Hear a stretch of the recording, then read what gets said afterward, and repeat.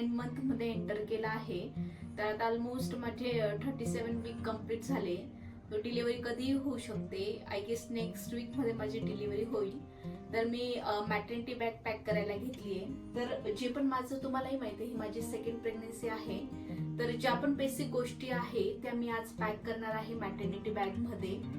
मी ज्या गरजेच्या गोष्टी होत्या त्या ऑनलाईन ऑर्डर केल्या आहे, पण त्या अजून रिसिव्ह झालाय. पण ठीक आहे, जी बेसिक शॉपिंग होती ती मी सगळी केली आहे आणि बऱ्यापैकी श्रीजयचे जुने कपडे असल्यामुळे मला तसा काही इश्यू नाही होणार आहे. तर चल दाखवते मी तुम्हाला की मी काय काय पॅक करते मॅटर्निटी बॅग मध्ये. सो सगळ्यात आधी आहे हे ड्राय शीट, जे की खूप मऊ आहे आणि तुम्ही म्हणजे बेबीने सुसू पॉटी केली तर ते खाली नको जायला म्हणून ही ड्राय शीट मी ऑर्डर केली आहे. तर ही बऱ्यापैकी मोठी साईज आहे आणि छोटी साईजच्या पण आहे, जे की मी सेट ऑफ 3 मागवले आहेत ऑनलाईन. सो तुम्हाला जर त्याची लिंक हवी असेल तर मी तेही तुम्हाला टॅग करते. तर ह्या ड्राय शीट मागवल्या मी, म्हणजे जे इम्पॉर्टंट आहे तेच मी आता मागवलं आहे. तर ते डिपेंड की तुमचं व्हॅल्यू होणार आहे, ते पॅरेंट्स टू पॅरेंट तुमची जशी रिक्वायरमेंट असेल. पण मला तरी माझ्या फर्स्ट प्रेग्नन्सीच्या एक्सपिरियन्सवरनं जे मॅन्डेटरी वाटलं ते मी सगळं आता मॅटर्निटी बॅग मध्ये घेते.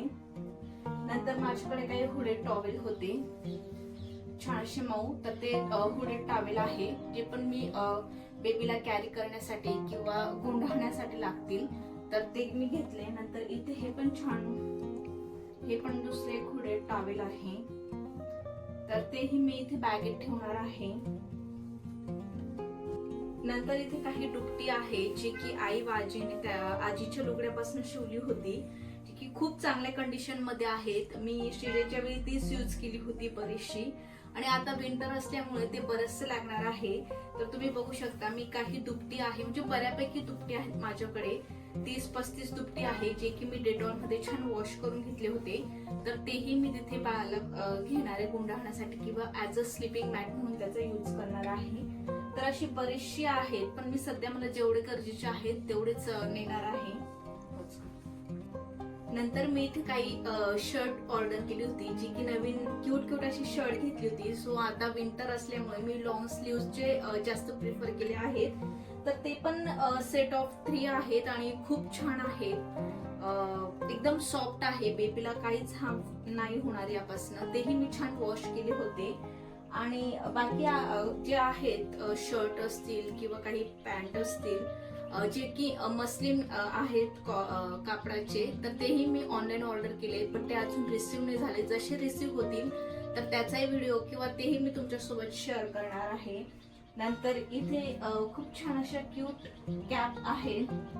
तर अगेन कलर न्यूट्रल आहे, असं काही माहित नाही की जेंडर काय आहे. तर न्यूट्रल आहे, म्हणजे बेबी बॉय असेल किंवा बेबी गर्ल असेल तर त्यांसाठी युजफुल आहे. खूप छान अशा टोपी होत्या, त्याला टोपडं म्हणतात, तर ते पण मी इथे घेतले आहे. नंतर एक छान असं मला आवडली, जी की आता ख्रिसमस असल्यामुळे मी तीही घेतली आहे. नंतर विंटर असल्यामुळे मी 2 पॅन्ट घेतल्या आहेत, म्हणजे शॉर्ट पण घेतल्या आहेत आणि लॉंग पण घेतल्या आहेत. खूप क्यूट आहेत त्या, म्हणजे नाईटला हे प्रिफर करू शकतात. तर अशा खूप क्यूट पॅन्ट आहेत. अगेन ह्याही न्यूट्रल आहेत, असं काही नाहीये की हे बॉय साठीच आहे किंवा गर्ल साठीच आहे, स्पेसिफिक असं काहीच नाही. तर मी स्वॅडल साठी मस्लिन क्लॉथ ऑर्डर केले आहे, पण ते पण अजून रिसिव्ह नाही झाले. तर काही म्हणजे आज स्टार्टिंगच्या डेज साठी मी काही हे कापड घेतले आहेत कॉटनचे, आणि ऑलमोस्ट 2 मीटर असतील हे. तर ते मी स्वॅडल करण्यासाठी घेतलं आहे स्टार्टिंगला बाळाला. खूप सॉफ्ट आहेत ते, आणि मी त्यांनाही छान वॉश करून घेतला आहे, छान प्रेस करून घेतला आहे. अगेन हा एक स्वॅडल आहे, जो की खूप छान आहे, त्याचं कापड खूप सॉफ्ट आहे. तर तोही मी ऍज अ स्वॅडल म्हणून यूज करणार आहे. मस्लिन तर येणारच आहेत, पण काही सुरुवातीच्या काही दिवसांमध्ये मी हे यूज करणार आहे. नंतर खूप छान अशा लंगोट आहेत, बऱ्याचशा लंगोट मी ऑर्डर केल्या आहेत. तर बऱ्याचशा श्रीजयच्या पण आहेत चांगल्या कंडिशन मध्ये, तर ते पण आहेत. पण सध्या तरी जे नेसेसरी आहे ते मी बॅगेत नेणार आहे. नंतर सेट ऑफ 3 अशा नॅपीज आहेत, जे की अगेन कॉटनचे आहे आणि त्यांची साईज पण आपण कमी जास्त करू शकतो. कॉटनच्या असल्यामुळे अजिबात हार्मफुल नाही आहेत त्या आणि छान म्हणजे असं दोघांना सूट होईल असे कलर आहेत. सेट ऑफ 3 आहेत आणि ब्रँड पण खूप चांगला आहे. तर डायपर फ्री राहण्यासाठी मी ह्या नॅपीज यूज करणार आहे बेबीला. नंतर घरी येण्यासाठी जो वेलकम आउटफिट असतो, बेबीचा होम कमिंग आउटफिट असतो, तर त्यासाठी मी एक रॉम्पर घेतला आहे. तर हे रॉम्पर पण खूप छान आहे, असं क्यूट दिसतं. म्हणजे काय म्हणता येईल आपल्याला, कॅट अशी फिलिंग येते त्याच्याकडे बघून. नंतर खूप असे छान मिटन्स आहेत, सॉफ्ट मिटन आहे, खूप क्यूट आहेत, छोटे छोटे मिटन्स आहेत. नंतर सॉक्स आहेत बेबीला पायात घालण्यासाठी.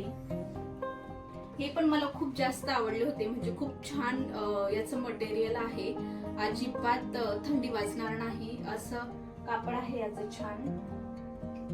बर्पिंग क्लॉथ आहेत इथे, तर बर्पिंग क्लॉथ्स पण मी इथे घेतलेत. तर बाकी आहेत ते पण ऑर्डर केलंय मी. नंतर मी कपबोर्ड झालं, स्लीपिंग मॅट झाली, तर ते पण मी ऑर्डर केलंय. जे मोठे मोठे आहेत सामान ते अजून रिसिव्ह नाही झालं, पण ते लवकरच रिसिव्ह होतील. सो जे पण नेसेसरी होतं ते मी आता तुम्हाला इथे दाखवलंय.